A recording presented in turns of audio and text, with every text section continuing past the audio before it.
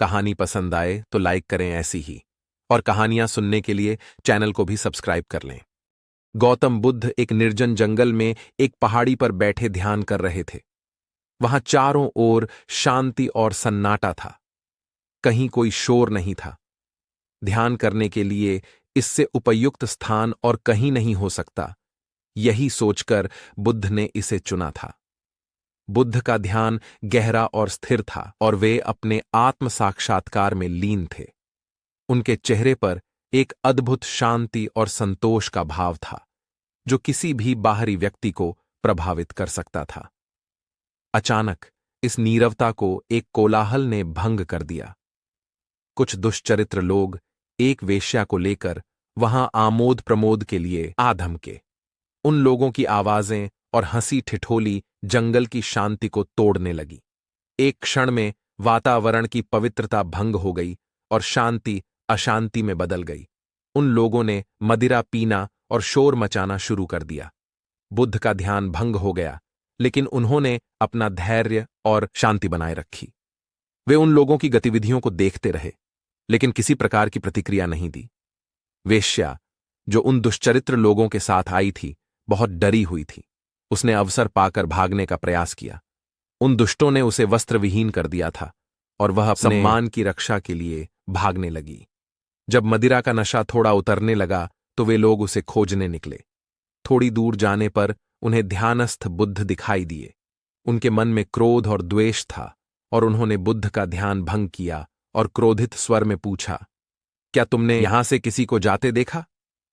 बुद्ध ने शांत और संयमित स्वर में उत्तर दिया, नहीं, मैंने यहां से किसी को जाते नहीं देखा।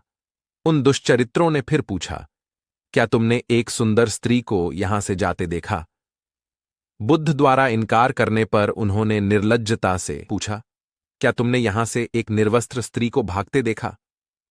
बुद्ध ने अपने अंतर्मुखी दृष्टिकोण से शांत भाव से उत्तर दिया, यहां से कोई गया जरूर था, किंतु वह स्त्री थी या पुरुष, मेरे लिए यह पहचान करना असंभव है। जब तुम्हारा मन भी वासना विहीन हो जाएगा तो वह भी स्त्री पुरुष या वस्त्रधारी निर्वस्त्रधारी का भेद करना भूल जाएगा। बुद्ध के इन शब्दों ने उन दुष्चरित्र लोगों के मन में गहरा प्रभाव डाला। वे सभी दुष्ट अपनी भूल जानकर लज्जित हो गए और वहां से चले गए। बुद्ध ने अपने ध्यान को फिर से गहरा किया और अपनी साधना में लौट गए। बुद्ध की इस घटना ने उनके शिष्यों और अन्य लोगों पर एक गहरा प्रभाव छोड़ा। वे समझ गए कि बुद्ध के शब्दों में कितनी गहराई और सच्चाई है। बुद्ध ने न केवल उन्हें संयम और धैर्य का पाठ पढ़ाया, बल्कि यह भी सिखाया कि सच्ची शांति और संतोष आंतरिक शुद्धता और विकार रहित दृष्टि से ही प्राप्त होती है।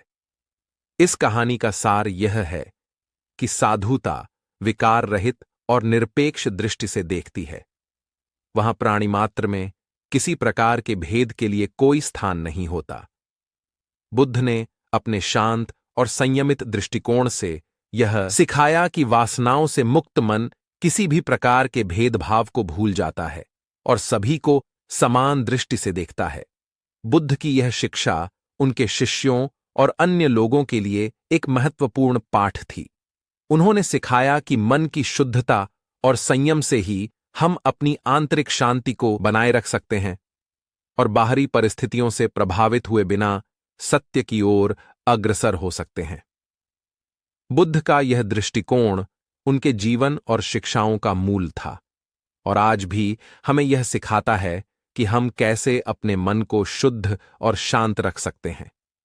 इस प्रकार बुद्ध की इस कहानी से हमें यह सीख मिलती है कि सच्ची शांति और समता तभी प्राप्त होती है जब हम अपने मन को वासनाओं और विकारों से मुक्त कर लेते हैं।